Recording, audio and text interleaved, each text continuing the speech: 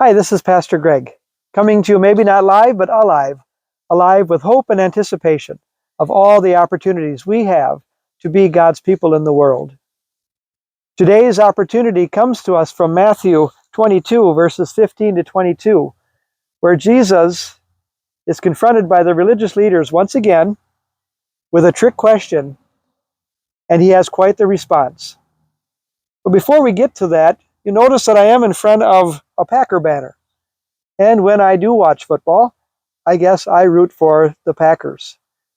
Now, I hope that doesn't offend some of you, but I'm the one making the video, so I get to choose who gets to be on it.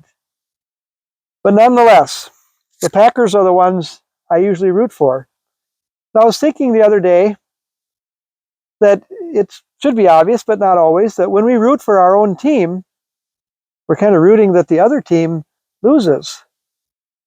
So I started thinking about teams and rooting and all these things we do when we enjoy our sports.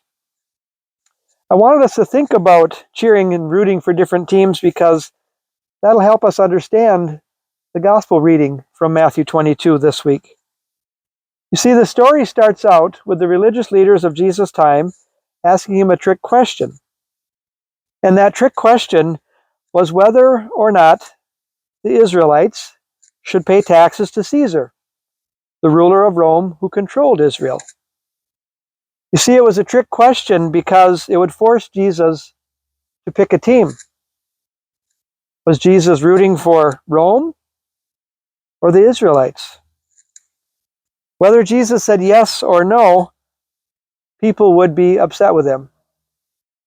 It was kind of a no-win situation. He would be in trouble with somebody. Depending on his answer, either the Romans or the Israelites would have booed him at the least. But Jesus wasn't fooled by the trick question. In fact, Jesus gave a really smart answer. The answer Jesus gave was, give to Caesar what's Caesar's, and give to God what is God's.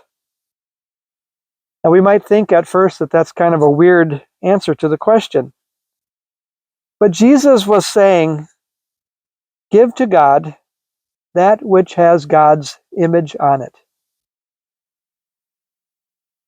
We all have God's image on us.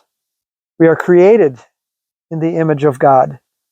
This beautiful world that God has given us to live in, all created with God's image. Jesus is telling the people at that time, the religious leaders and the disciples listening, that the image that we wear is the team we're on. We are created in the image of God. We can rejoice in that, we live in that, and we share that with others. Thanks be to God.